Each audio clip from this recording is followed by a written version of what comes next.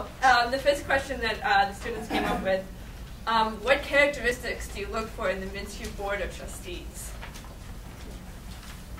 Geez, I guess I don't really appoint the MCTC trustees, so I mean, I guess what I would say is first and foremost, you want trustees who are going to be focused on student achievement and student learning. How are they going to be helping those in the higher education institutions move forward so they can graduate from school, move on to the private sector, public sector, and get a new career? But the focus is going to be on what is good for the kids, not what's good for the system, not what's comfortable for the adults, but rather the students who are using the institution. That'd be the #1 criteria. All right, second question. As governor, what will you do to protect community colleges from budget cuts? Well, as I said earlier, we have a $6 billion budget deficit in the state of Minnesota. This faces many challenges. The vast majority of the funding that the state of Minnesota spends right now is in the area of health and human services, K-12 education, higher education, and property tax aids and credits, or something you might be referred to as local government aid. So as part of that part of those areas, it's just unrealistic to expect huge increases for any one portion of the budget. But what I would say is that first and foremost, any reductions in funding that take place to the higher education budget have to protect student services that are being supplied. Because right now it's kind of like a balloon. If the state cuts higher education too much, that bubble's just going to pop out in the form of higher tuition. So what we need to do as part of any reform, if we're going to be reducing expenditures, is try to reduce those things that are on the non-student services side of expenditures, back office functions, consolidating IT, things like that. But in the area of, and then another thing we can do to make sure we're protecting students is to put in a cap on tuition. Whether it's a cap or a reasonable adjustment in cap in terms of a 1 or 2% increase in tuition. So those would be the two examples of things we could do. Thank you. What is your plan to preserve the environment for future residents of Minnesota? Well, recently, last year in 2008, the voters of Minnesota passed a constitutional amendment called the Legacy Amendment, which dedicates a portion of the existing sales tax in Minnesota for clean water, for land easements, for conservation and stuff like that. I think those funds are being appropriated in that manner, being used for the constitutional application. Truth be told, I and Tom Emmer were both opposed to that constitutional amendment. But what's going forward now is that the voters have passed that. The constitutional amendment's been enacted. So #1, we need to make sure those funds are being used for the purposes the voters intended. Second of all is making sure that we're partnering with local units of government so that we're not imposing a top-down command and control, one-size-fits-all policy. The environmental regulations that are acceptable in one part of the state are not acceptable in others. I'll give you an example. The district I represent the areas I mentioned before. We have the Vermilion River that runs through it. It's one of the few, if any, trophy-designated trout streams in the country. And it's very susceptible to runoff. If you put a target with a big parking lot next to it, that warm water running out from the Vermilion River is going to cause a lot more damage and be much more destructive than if it's flowing into the Mississippi River. So partnering with local units of government, because those who are closest to those decision-making are going to understand best how to deal with that. So I think those are two ideas we can look at. We have one more question. As governor, what can you do to help community and technical college graduates find employment? Well, the most important thing we can do is we can create jobs, or more importantly, at the public sector level of the state of Minnesota, foster and develop an environment that creates jobs. So right now in the state of Minnesota, or nationwide, there's a movement for a change in our tax policy. And what happens is under current tax policy, we punish savings and investment. We punish savings and investment. We encourage consumption, which is fine if you're going to have a consumption-based economy. That's not where we're going. The movement, like you've seen in Maine and other states, is to reduce barriers to investment, reduce barriers to capital formation, reduce taxes on savings and investment that allows for a more pro-growth, pro-savings, pro-investment strategy, compensate for those revenues through additional growth, through broader-based consumption. That's what happened in Maine. And I think you're going to see a movement in Minnesota towards reducing taxes on savings and investment. That's going to encourage job creation, capital formation, keeping businesses here so they're not expanding in other states like South Dakota or Texas where they have no corporate income tax, they have no state income tax, encouraging those jobs to be created here, so providing an incentive for that. But it's not just a one-legged stool. In Minnesota, you need an educated and productive workforce, but you also need a dynamic and growing private sector. And candidly, Minnesota's strategy from the 1970s, it used to work. but it doesn't work anymore. The model in the 1970s in Minnesota was this. If you're a business, come to Minnesota, you're going to pay a little bit in higher taxes. It's going to cost more to do business here. But we have this outstanding, educated, productive workforce. And what that workforce is going to do is be so much more productive that it's going to more than pay for the costs of higher business here. Now, that was a good strategy in the 70s and the 80s and even the early 90s. But that doesn't work so well today because you got the internet. And so what that means is companies from outside Minnesota, they can tap into our incredibly intelligent workforce and our highly productive population. And they don't have to be located here. And they don't have to pay the costs. And so we got the expenditures of a 1970s model with the inputs of a 21st century economy, and that's going to have to change. All right, are we good? Yeah, we're good. All right, are we on time with this? Yep. Yeah. We're good? Excellent. Excellent time. Okay. Yeah. Brad, can you take 1 or 2 questions from the crowd? Yeah, most certainly. Oh, yeah. Does anybody have a question for Pat? Not you, Congressman. Congressman, by the way, it's great to see you. I haven't seen you in a couple of years. I hope life's going well. And Oh, it's going fine. You look like you're staying in shape, losing weight.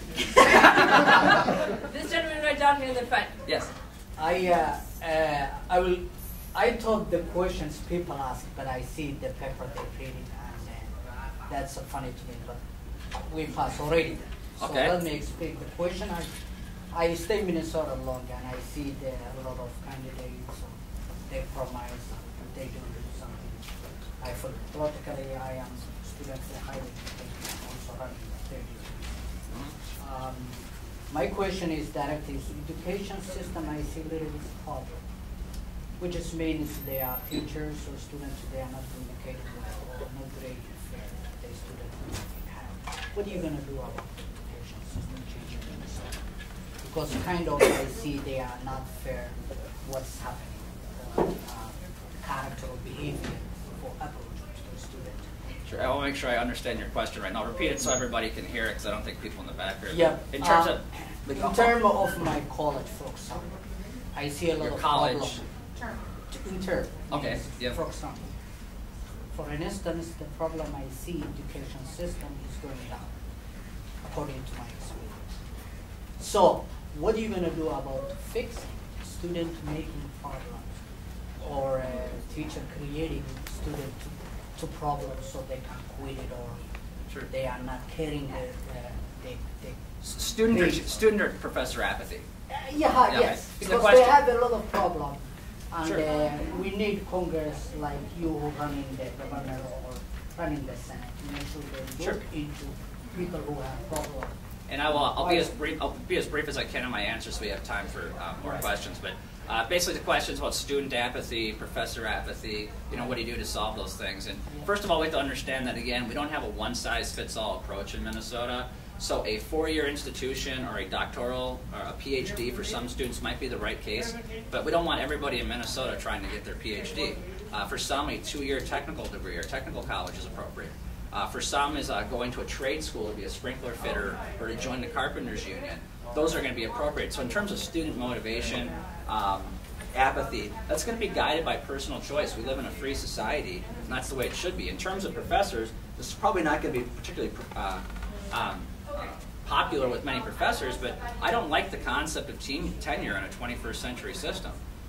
My job, I work as a network engineer. In addition, I'm a state representative. Every year or every 2 years, I have to prove that I deserve my job. I don't have any automatic renewal for my job. That's a 1950s concept. And for the vast majority of you, when you get jobs or if you're working now, every single day, every single year, you have to prove yourself. And I think college professors should be the same way. Other questions? Yes, sir. I'm just going to be honest. Oh, I'm sorry. Go ahead. I'm just going to be honest. Yeah. Okay, we are living in a country that doesn't have equal access to the GLT people, gay, lesbian people, minorities, people, students, or people with disabilities. We have a system that gives access to people who have higher privilege college education. And most of us here come from low-income families, single parents. They come from broken homes, first generation of college. I'm trying to figure out, every government that goes into their office says that they will help their minority communities. But at the same time, the system that we live in is not effective to people living in poverty, people who are gay or lesbian. I know Emmer's is not a big fan of gay and lesbian people. I'm trying to figure out how can Emmer put forward the issue of a person choosing their own gender or race or disability and work and see them as people and be willing to work with them rather than just looking at their traits or the color of their skin. And I'll just summarize the question if you didn't hear. It's basically, what is Tom Emmer going to do or what are elected officials going to do to help those who are disenfranchised, whether they're poor, minorities, or others? And I'll tell you, a fundamental difference that you see right now is that a lot of people say, well, you know, we have to solve the poverty problem in order to get people educated. That's the way our focus on our public policy has been, is that you got to solve the poverty problem, that's how you educate people. I fundamentally disagree with that. It's the exact opposite.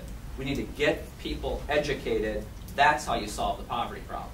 Right now in the United States of America, if you have less than a high school diploma, the unemployment rate is about 14%. It's about 14%. So for those who have a college degree or higher, the unemployment rate is about 4.6%. So clearly, education is the answer. Education is the pathway to prosperity. So the question is, how do you do that? How do you get education? And right now, as I mentioned in my opening comments, we do a pretty good job in the suburbs, right, with white kids. Minnesota's always done a pretty good job about that. What are we going to do differently in our inner city schools? Again, empowerment zones. So you're giving charter school directors and school districts the flexibility to hire or fire. No small business owner would ever work at a company if they didn't have control over their personnel. Teachers in the inner cities across the state of Minnesota need to have control over their personnel the same way every business does. That's the first thing you do. Second of all is, again, tenure reform. We're making sure that the adults, we're not designing a system to take care of the adults. The purpose of the K-12 system is to educate the kids. And I understand this makes the adults very uncomfortable. They don't like it. They want job security. But at the end of the day, the system exists for the kids. So those are ideas. I'll take the last question. Actually, we actually have to move on because okay. Representative Ellis, I want to give Representative Ellis some time to speak. He has to leave shortly. That's fine. Yeah. He's higher in the pecking order than me. I can wait. Are you? Oh, absolutely. Are you sure? Absolutely. I love to listen to Congressman. Okay. So. It's fine. Absolutely fine. So, if that's okay, let's have Ellison speak. All right, then I'm sorry, sir. Do you have time to? We have to move on to Representative Ellison.